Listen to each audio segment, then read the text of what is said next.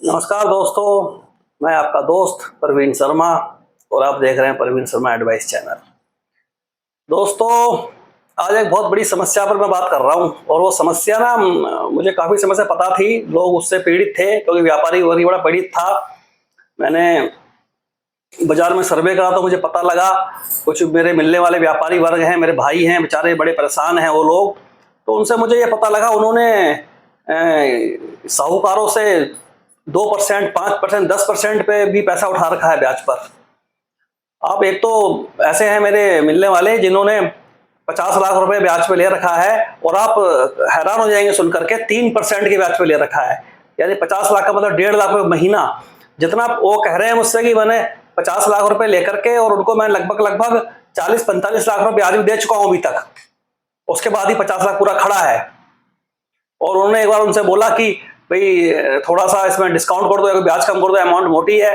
तो वो व्यापारी, वो जो है साहूकार, उनसे बोलता है कि जिस ब्याज पैसा दिया है वही ब्याज रहेगा, नहीं तो मैं तेरे चेक लगा दूंगा और चेकों को बाउंस करा दूंगा अकाउंट में। तो बाउंस कराने से उनको धमकी देने लगा कि 2 साल की तो सजा हो जाएगी। तो मुझसे उन्होंने ये बात बताई तो मैंने उनको बोला तुमने पैसा कैसे लिया है? तो बोले पूरा पैसा मुझे कैश दिया है उन्होंने।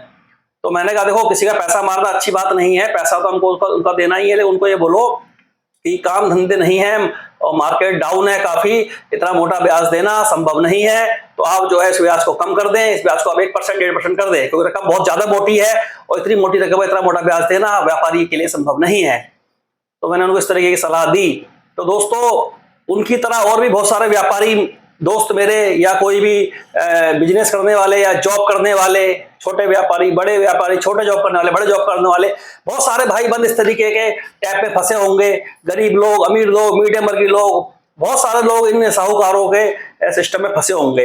ऐसे ऐसे लोग हैं कि जिन्होंने 5 लाख रुपए ब्याज पे लिया और 15 लाख रुपए ब्याज भर चुके हैं आज तक इतने सालों में, और उसके बाद ही 5 लाख रुपए उनको फिर देना है। तो दोस्तों, आप इनकी एक गिरधर जो भभकी है, जो धमकी है, उससे बिल्कुल ना डरें। वो धमकी है चेक बाउंस की। सिर्फ चेक बाउंस करा देने से ही कोर्ट में आपको सजा नहीं हो जाती, या चेक बाउंस करा देने से ही आप कोई क्रिमिनल नहीं बन जाते। ये बात सत्य है कि 138 का जो मुकदमा है, जो चेक बाउंस का मुकदमा है, वो क्रिमिनल एक्ट में आता है। परंतु ये नहीं है कि चेक बाउंस करा दिया और आप उनका पैसा मिल जाएगा। ये बात ये लोग भी जानते हैं, साहूकार लोग, इनको अच्छी तरीके से इस बात का पता है।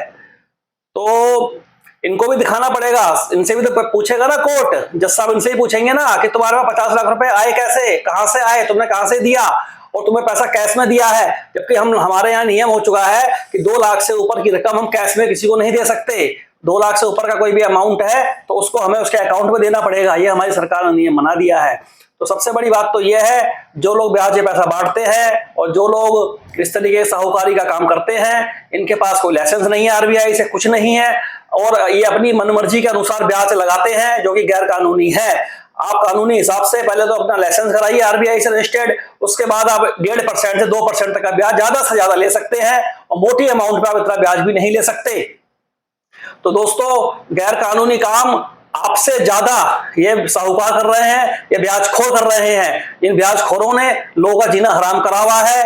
अगर इनकी 1 महीने की ब्याज नहीं जाती है तो ये फोन कर करके आम कस्टमर को, आम व्यापारी को, आम वर्ग के आदमी को परेशान करते हैं।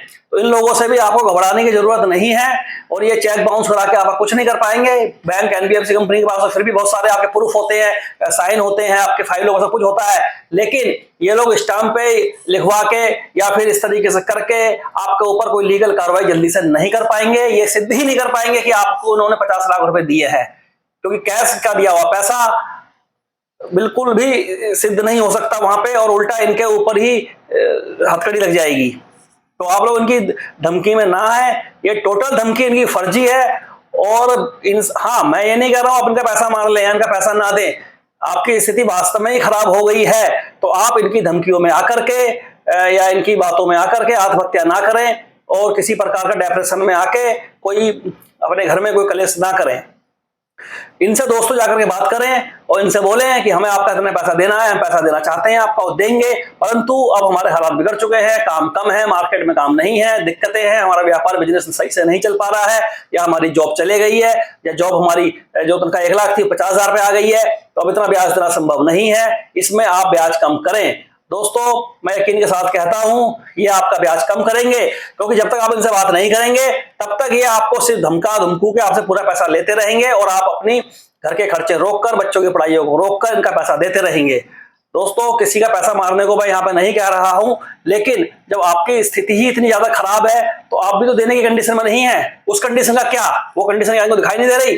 सालों साल से आप ब्याज देते चले आ रहे होंगे, बहुत सारे लोग ऐसे भी हैं जो सालों साल से उनका ब्याज देते चले आ रहे हैं, मगर अभी कोरोना के बाद काफी लोग परेशान हो गए हैं, उनकी फाइनेंशियल कंडीशन अच्छी नहीं है।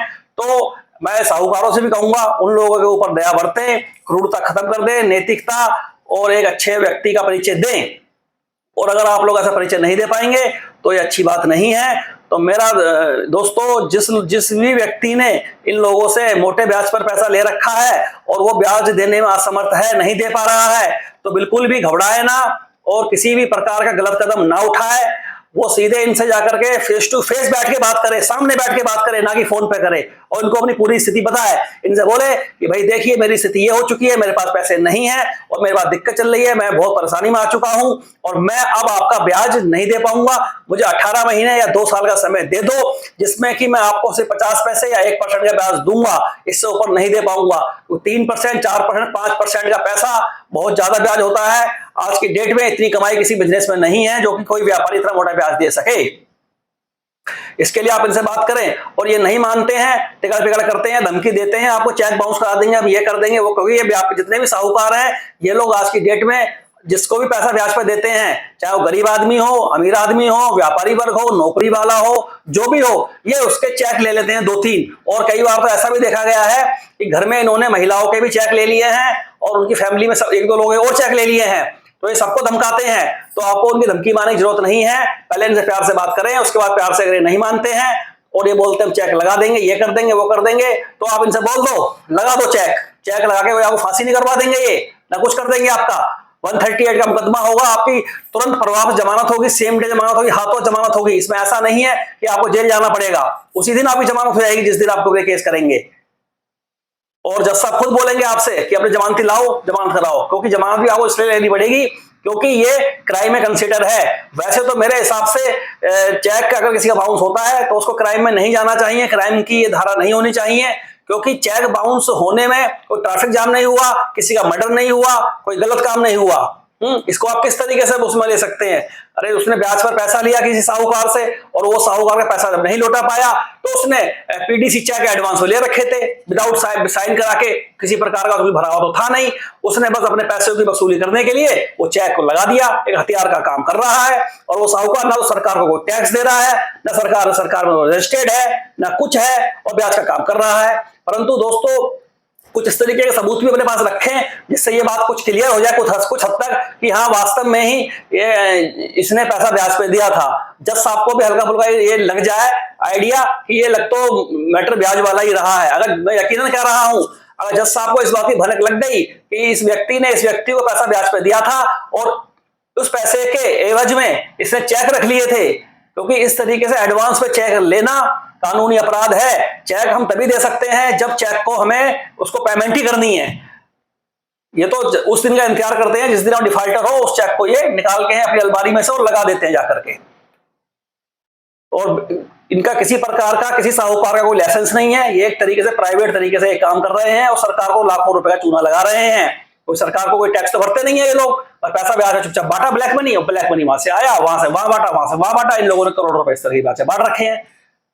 तो दोस्तों इन साहूकारों को भी मैं समझा देना चाहता हूं, किसी भी ग्राहक के साथ या किसी भी व्यापारी के साथ या किसी भी गरीब आदमी के साथ बदतमीजी करी और 3%, 10% ने पैसा बांटा तो ये तुम सबसे बड़ा कानूनी अपराध करते हो। देर नहीं लगेगी आपके हाथों में हथकड़ी लगने में, ये बात मेरी समझ लेना अच्छी तरीके से। और जिन लोगों ने आपके चक्कर में आत्महत्या कर ली है, आप उनके दोषी हो, अपराधी हो, उनके परिवार के भी आप अपराधी हो। आपने एक बहुत बड़ा अपराध कर दिया है, उस अपराधी से अभी आपको मिलेगी।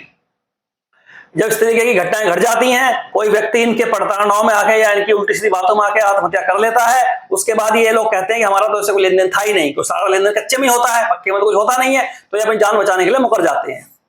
तो दोस्तों इनसे फेस टू फेस बात करें और उनको अपनी बात समझाएं, इनसे बोल दें साफ साफ कि मेरे पास पैसा नहीं है अभी, जब होगा तब दूंगा, फिलहाल मेरी स्थिति खराब हो चुकी है। अगर इनके बात समझ में आती है तो ठीक है, नहीं आती है तो कह दें भैया ठीक है, जो आपको अच्छा लगे आप वो करो, सफा कहते हैं बिल्कुल, क्योंकि आपको यही कहने में फायदा है।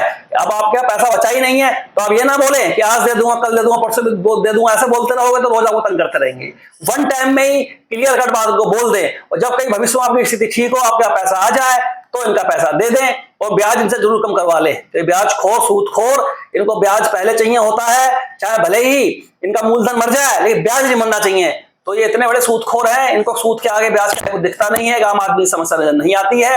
तो इन लोगों से और ये इनसे भी मैं कहूंगा 1%, 1.5%, हद से 2% पर ही पैसा दें। कोई मोटी अमाउंट दे रहे हैं तो 1% के ऊपर ना दें, और सबसे पहली बार अपनी फर्म का रजिस्ट्रेशन आरबीआई में करवा लें, उसी के बाद ये काम करें। ये 420 जो नंबर दोगे तुम लोग काम कर रहे हो ना, अच्छी बात नहीं है। उधर नंबर दो, पैसा बांटते हो आम आदमी के लिए और चेक ले लेते हो, उसके बाद कोर्ट में जाके वो सरी बनते हो, वो नंबर 1 का दिखाते हो कि हमने जी इसको पैसा दिया था। किस वजह से पैसा दिया था आपने उसको? इतना बड़ा कौन दानवीर है आज की डेट में जो 20-25 लाख रुपए बिना ब्याज के दे देगा? है कोई क्या? कोई सगा भाई भी नहीं देगा आज की डेट में, अगर वो मैच्योर्ड है तो दोस्तों मेरी बात सुन लीजिए इस अच्छी तरीके से।